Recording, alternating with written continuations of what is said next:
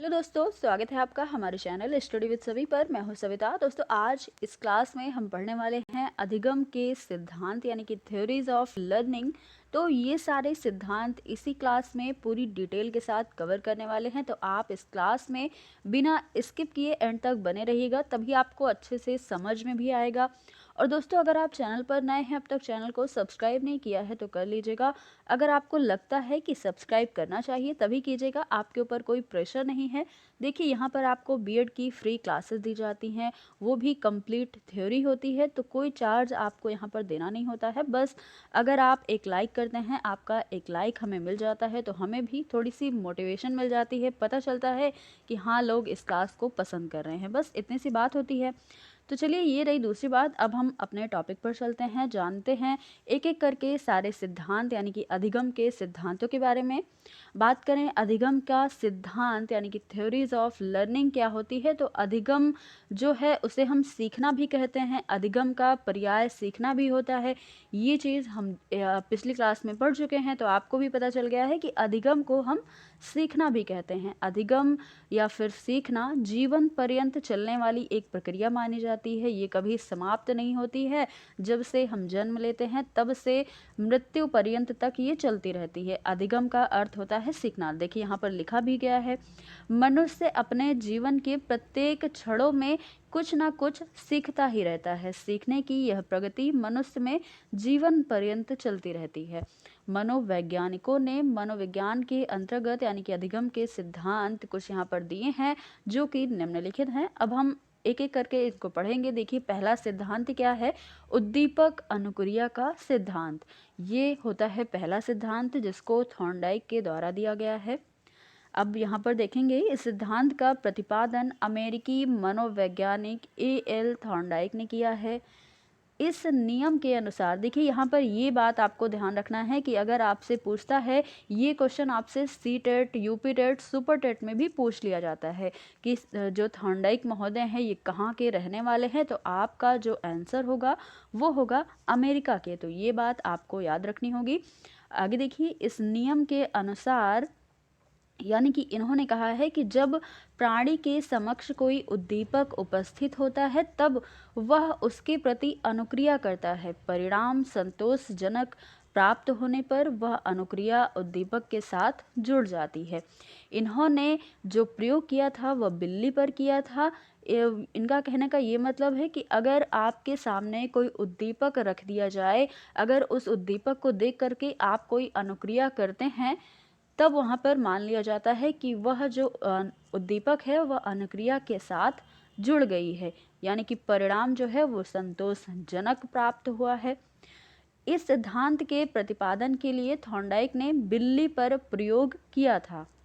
देखिए, यहाँ पर आगे दिया गया है, इस प्रयोग के पश्चात थॉर्नडाइक ने सीखने के क्षेत्र में 3 मुख्य नियम दिए हैं। पहला नियम है तत्परता का नियम, दूसरा है अभ्यास का नियम और तीसरा है प्रभाव का नियम। तो ये नियम आपको ज़रूर याद रखने हैं, ये इनके मुख्य नियम होते हैं। अब इनके अगले जो है वो 5 गौड़ नियम भी होते हैं। इसके अलावा इन्होंने 5 गौड़ नियम भी दिए हैं। पहला होता है बहु अनुक्रिया का नियम, दूसरा है आंशिक क्रिया का नियम, तीसरा है मनोवृत्ति का नियम, इसको हम रुचि का नियम के नाम से भी जान सकते हैं। अगला है सादृश्यता का नियम, जिसे पूर्व अनुभव का नियम भी कह सकते हैं। अगला है यानी कि 5वां है साहचर्य रूपांतरण का नियम। तो ये इनके गौड़ नियम होते हैं और ये इनके मुख्य नियम होते हैं। मुख्य नियम की संख्या 3 मानी गई है और गौड़ नियम 5 इन्होंने बताए हैं। अब आगे जो दूसरा सिद्धांत है वो होता है अनुकूलित अनुक्रिया का सिद्धांत। यह जो सिद्धांत है ये आईपी पावलोव के द्वारा दिया गया है। इस सिद्धांत का प्रतिपादन रूस के शरीर शास्त्री इवान पी पावलोव ने किया है। इस सिद्धांत के अनुसार जब प्राणी के सामने कोई उद्दीपक जो है वो उपस्थित होता है तो वह उसके प्रति अनुक्रिया करता है। यदि प्राणी के समक्ष प्रथम उद्दीपक के साथ साथ कोई दूसरा उद्दीपक भी प्रस्तुत किया जाए और वह इस प्रक्रिया को बार बार दोहराया जाए, तो दूसरा उद्दीपक प्रथम उद्दीपक का स्थान ले लेता है और प्राणी जो भी अनुक्रिया प्रथम उद्दीपक के प्रति करता था वही अनुक्रिया दूसरे उद्दीपक के प्रति भी करने लगता है। यहाँ पर इन्होंने दो उद्दीपक की बात की है कि अगर आपके सामने दो उद्दीपक रख दिए जाएं तो आप अगर जो अनुक्रिया पहले उद्दीपक के साथ करते थे वही अनुक्रिया आप दूसरे उद्दीपक के साथ भी करेंगे अगर आपके सामने वह प्रक्रिया बार बार दोहराई जाए तो इस जो सिद्धांत है, सिद्धांत का यही आशय है, अर्थात वह दूसरे उद्दीपक और अनुक्रिया के बीच अनुकूलन जो है वो स्थापित हो जाता है। आगे देखिए, इस सिद्धांत के प्रतिपादक के लिए पावलोव ने कुत्ते पर प्रयोग किया था। ये बहुत ही ज़्यादा इम्पॉर्टेंट है। ये 1 नंबर का क्वेश्चन भी आ सकता है कि पावलोव ने किस पर प्रयोग किया, थॉर्नडाइक ने किस पर प्रयोग किया, स्किनर ने किस पर प्रयोग किया, तो ये आपको याद रखना ही होगा। अब हमने पिछले सिद्धांत में पढ़ा है कि थॉर्नडाइक ने बिल्ली पर प्रयोग किया था, यहाँ पर पढ़ रहे हैं पावलोव ने कुत्ते पर प्रयोग किया है। इस सिद्धांत को प्रभावित करने वाले निम्नलिखित कारक हैं। पहला कारक हो जाता है पुनर्बलन यानी कि भोजन। पुनर्बलन आपको दिया जाता है भोजन के थ्रू। यहाँ पर कोई भी चीज़ हो सकती है, हो सकता है आपको कोई पुरस्कार दिया जाए, वो भी आपका पुनर्बलन कहलाता है। अभ्यास है दूसरा, और तीसरा होता है समय। ये 3 कारक माने जाते हैं। इस सिद्धांत के अंतर्गत सीखने के क्षेत्र में पावलोव ने कुछ नियमों का प्रतिपादन किया है जो कि इस प्रकार हैं। देखिए, पहला नियम होता है उत्तेजना का नियम, दूसरा है उद्दीपक सामान्यीकरण, तीसरा है उद्दीपन विभेदीकरण, चौथा है विलोपन और पांचवा होता है स्वतः पुनर्लाभ। तो ये 5 नियम बताए हैं आईपी पावलोव ने अपने सिद्धांत के अंतर्गत। अब आगे है तीसरा सिद्धांत जिसे कहते हैं क्रिया प्रसूत अनुबंधन का सिद्धांत, जिसका दूसरा नाम होता है RS थ्योरी भी हम इसे कह सकते हैं। यह जो सिद्धांत है ये स्किनर के द्वारा दिया गया है। स्किनर महोदय ने इस सिद्धांत का प्रतिपादन किया है। इनके अनुसार यानी कि इस सिद्धांत के अनुसार उद्दीपक नहीं तो अनुक्रिया नहीं, यानी कि अगर कोई उद्दीपक ही नहीं होगा आपके सामने तो आप अनुक्रिया किस प्रकार की करेंगे। इसलिए इस सिद्धांत का जो पहला आशय है वो होता है उद्दीपक नहीं तो अनुक्रिया नहीं। सिद्धांत को मानव के ऊपर लागू नहीं किया जा सकता क्योंकि मानव जो है वो वातावरण का गुलाम बनकर नहीं रहता, वो अपने पहल से वातावरण को अपने अनुकूल बनाने का सतत प्रयास करता रहता है। मनुष्य वातावरण में छेड़छाड़ करता ही रहता है। तो यहाँ पर जो सिद्धांत होते हैं वो मानव के ऊपर लागू नहीं किए जा सकते। आगे देखिए, स्किनर ने सीखने की व्याख्या 2 रूपों में की है। पहली व्याख्या प्रतिक्रियात्मक व्यवहार यानी कि किसी पर भी लागू हो सकती है, और जो दूसरा है क्रिया प्रसूत व्यवहार जो कि मानव पर सिर्फ लागू होती है। अब इसको डिटेल में जानेंगे। यानी कि प्रतिक्रियात्मक व्यवहार उद्दीपक के नियंत्रण में होता है, जबकि क्रिया प्रसूत व्यवहार जो है ये प्राणी की इच्छा पर निर्भर करता है। स्किनर ने चूहों और कबूतरों पर अनेक प्रयोग किए थे। यहाँ पर आपको याद रखना है जैसे कि पावलोव ने कुत्ते पर प्रयोग किया था, उसी प्रकार से स्किनर ने चूहे और कबूतर पर प्रयोग किया था। चूहे पर प्रयोग के लिए इन्होंने क्रिया प्रसूत अनुबंधन कक्ष का निर्माण किया था जिसका नाम बाद में स्किनर बॉक्स रख दिया। इन्होंने जो चूहे और कबूतर थे इन पर जब प्रयोग किया था तब एक बॉक्स का निर्माण किया था, उससे ही हम स्किनर बॉक्स भी कहते हैं। अब आगे है चौथा सिद्धांत जिसे गेस्टाल्ट सिद्धांत या फिर सूझ या अंतर्दृष्टि सिद्धांत के नाम से भी जानते हैं। इस सिद्धांत का प्रतिपादन किया है गेस्टाल्टवादियों ने। गेस्टाल्ट जो शब्द है ये जर्मन भाषा का शब्द है। इसका आंग्ल भाषा में समानार्थी शब्द ना मिलने के कारण इसे इसी रूप में स्वीकार कर लिया गया। तो ये जो शब्द है ये एक जर्मनी का शब्द है। गेस्टाल्ट शब्द से आशय होता है समग्रता या फिर संपूर्णता से हम इसका आशय लगाते हैं। गेस्टाल्टवादियों का मानना था कि बुद्धिमान प्राणी किसी समस्या के उत्पन्न होने पर तुरंत अनुक्रिया नहीं करता है, बल्कि उस समस्या को पहले समझने का प्रयास करता है और जैसे ही अचानक उस समस्या की सूझ उस प्राणी के मस्तिष्क में आ जाती है वह तुरंत ही उस पर कोई भी क्रिया करता है। यानी कि ये जो सिद्धांत है इस सिद्धांत से हमें पता चलता है कि हम पहले अपने कुछ कोई भी काम करेंगे उस पर पहले सोचेंगे, विचारेंगे, अगर हमें उसका हल मिल जाता है, उस समस्या का सॉल्यूशन मिल जाता है, तो हम उस पर अनुक्रिया करते हैं। तो इसे हम कहते हैं सूझ या फिर अंतर्दृष्टि का सिद्धांत। अब आगे देखिए, इस सिद्धांत के प्रतिपादन के लिए कोहलर ने सुल्तान नामक चिंपैंजी यानी कि वनमानुस पर प्रयोग किया था, 4 बार प्रयोग किया था, ये भी आपको याद रखना है। अधिगम के क्षेत्र में सूझ शब्द का प्रयोग सबसे पहले कोहलर के द्वारा किया गया। तो अगर आपसे पूछा जाता है कि अंतर्दृष्टि या सूझ का सिद्धांत किसने दिया, तो आप वहाँ पर कोहलर जी का नाम भी लिख सकते हैं। अगला सिद्धांत होता है जीन पियाजे का संज्ञानात्मक सिद्धांत। जीन पियाजे का जन्म जो है ये स्विट्जरलैंड में हुआ है। ये आपको याद रखना है क्योंकि ये क्वेश्चन भी कहीं कहीं पूछ लिया जाता है, तो आपको इनका जन्म स्थान भी याद रखना होगा। इन्होंने अपने शुरुआती दिनों में बीने के साथ बुद्धि परीक्षण पर कार्य किया।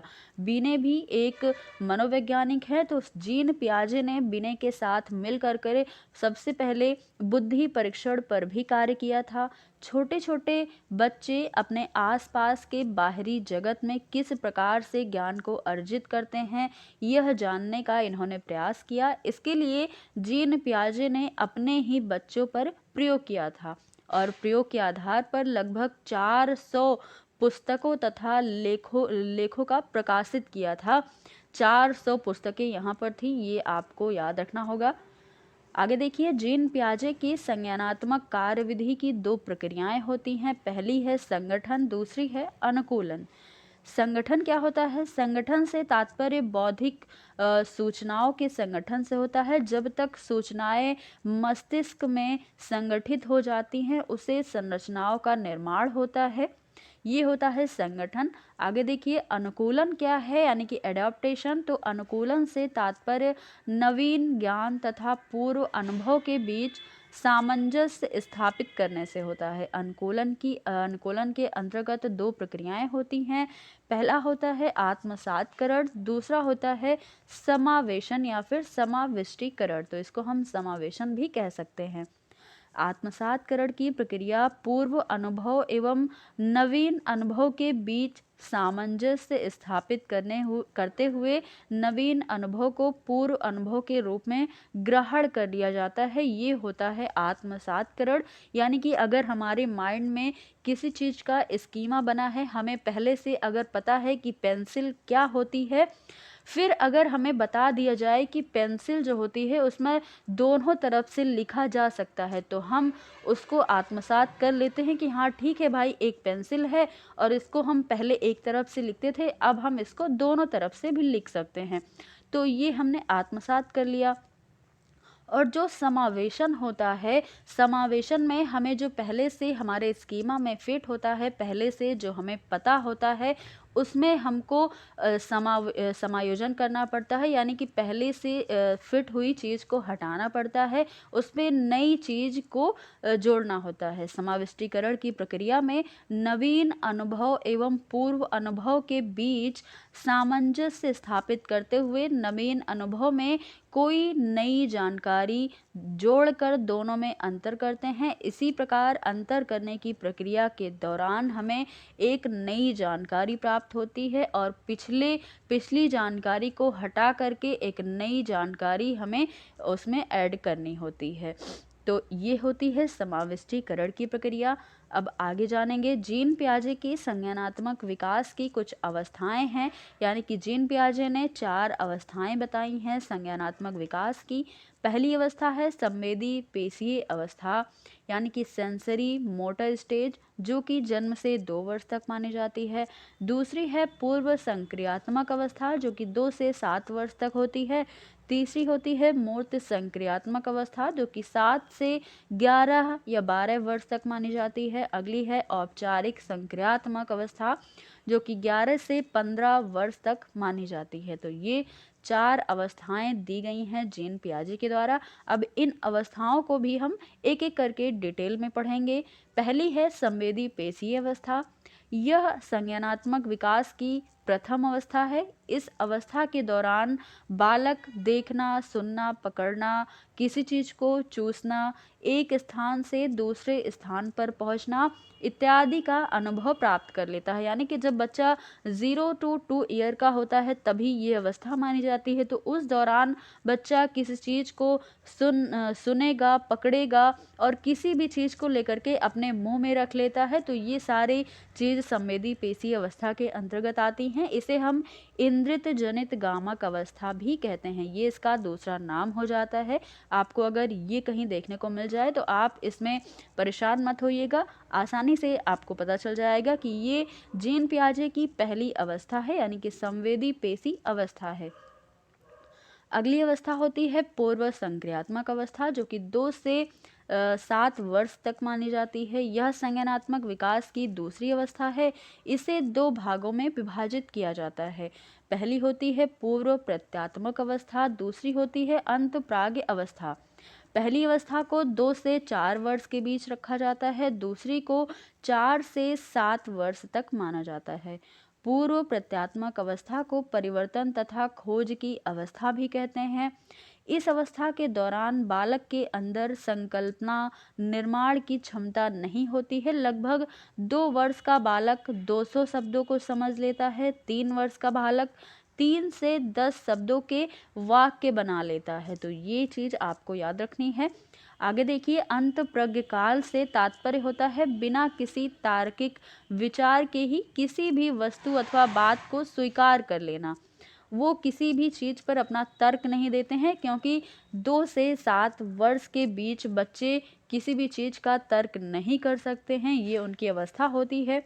इस अवस्था के दौरान बालक वस्तुओं की संरचनाओं में होने वाले परिवर्तन से काफ़ी भ्रमित होते हैं, क्योंकि उनके अंदर विचारों का अभाव पाया जाता है।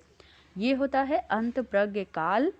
अब आगे जानेंगे अगली अवस्था, जो कि है मूर्त संक्रियात्मक अवस्था। ये अवस्था तीसरी अवस्था मानी जाती है। इस अवस्था के दौरान बालक मूर्त वस्तुओं से संबंध स्थापित करना प्रारंभ कर देता है। बालक वस्तुओं को गिन सकता है, माप सकता है, किसी भी चीज़ को तौल सकता है और 2 वस्तुओं के बीच वह तुलना भी कर सकता है। तो इस अवस्था के दौरान बालक 3 गुणात्मक योग्यताओं में निपुण हो जाता है। उसे विचारों की विलोम्यता का ज्ञान हो जाता है, क्रमबद्धता का ज्ञान हो जाता है और संरक्षण का भी उसे ज्ञान हो जाता है। तो मूर्त संक्रियात्मक जो अवस्था होती है ये 7 से 11 या फिर 12 वर्ष तक मानी जाती है। अगली अवस्था है औपचारिक संक्रियात्मक अवस्था। यह अवस्था किशोरावस्था से जुड़ी होती है। इस अवस्था के दौरान बालक में सोचने, समझने तथा तर्क करने की योग्यता आने लगती है। अब यह वास्तविक जगत से परे संभावनाओं के बारे में सोचने लगता है, अर्थात अमूर्त चिंतन भी यह प्रारंभ कर देता है। ये जो बालक होता है ये 12 से 18 वर्ष के बीच का होता है। अब इसको किसी भी चीज़ को अगर वो नहीं देखता है फिर भी उसके बारे में वो सोचने लगता है, कल्पना जगत में रहता है। तो ये जो अवस्था एक तूफान की अवस्था भी मानी जाती है। इसको स्टैनली हॉल के द्वारा तनाव व तूफान की अवस्था भी कहा गया है। तो आपको ये सारी बातें याद रखनी है। तो दोस्तों, ये थी आज की क्लास। आई होप आपको सारे सिद्धांत बहुत ही अच्छे से क्लियर हो चुके होंगे। दोस्तों, ये थी आज की क्लास। ये क्लास बस आज यहीं पर समाप्त करते हैं। फिर मिलेंगे अगली क्लास में कुछ नए टॉपिक के साथ। अगर आप चैनल पर नए हैं तो चैनल को सब्सक्राइब कीजिएगा। धन्यवाद।